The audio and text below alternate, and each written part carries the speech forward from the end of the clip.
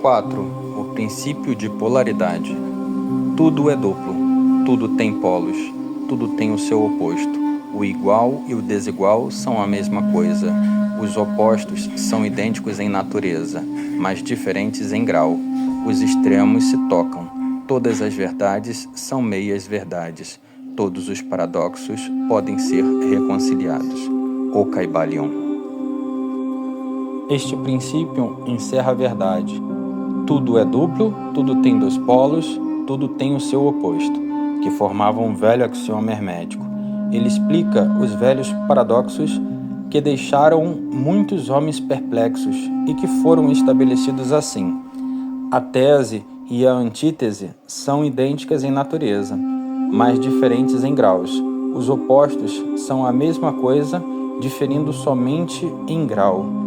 Os pares de opostos podem ser reconciliados. Os extremos se tocam. Tudo existe e não existe ao mesmo tempo. Todas as verdades são meias verdades. Toda verdade é meio falsa. Há dois lados em tudo, etc, etc. Ele aplica que em tudo há dois polos ou aspectos opostos, e que os opostos são simplesmente os dois extremos da mesma coisa, consistindo a diferença em variação de graus.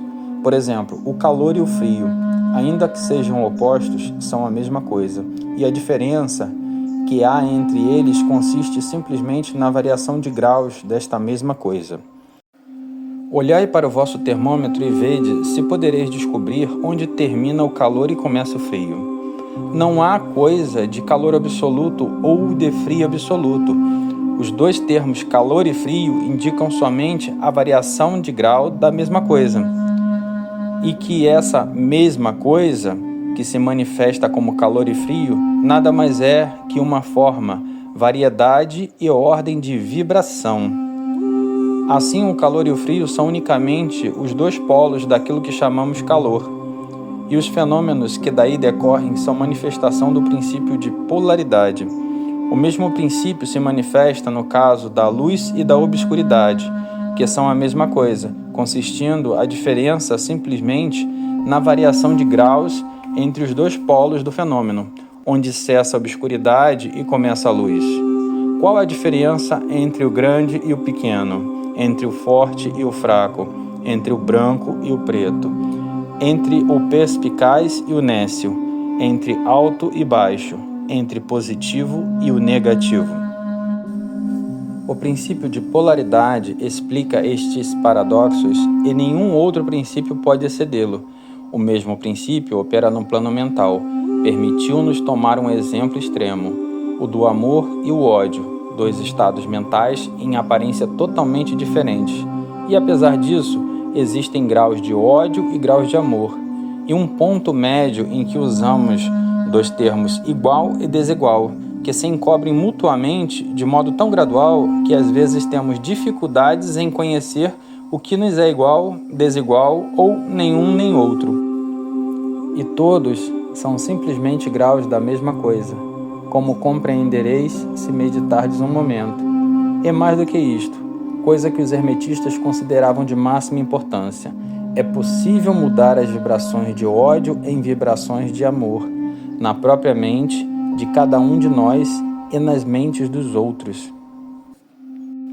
Muitos de vós que ledes estas linhas tiveram experiências pessoais de transformação do amor em ódio, ou do inverso, quer isso se desse com eles mesmos, quer com os outros. Podeis, pois, tornar possível a sua realização exercitando o uso da vossa vontade por meio das fórmulas herméticas. Deus e o diabo são, pois, os polos da mesma coisa, e os hermetistas entendem a arte de transmutar o diabo em Deus por meio da aplicação do princípio de polaridade. Em resumo, a arte de polaridade fica sendo uma fase da alquimia mental, conhecida e praticada pelos antigos e modernos mestres hermetistas. O conhecimento do princípio habilitará o discípulo a mudar a sua própria polaridade, assim como a dos outros, se ele consagrar o tempo e o estudo necessário para obter o domínio da arte.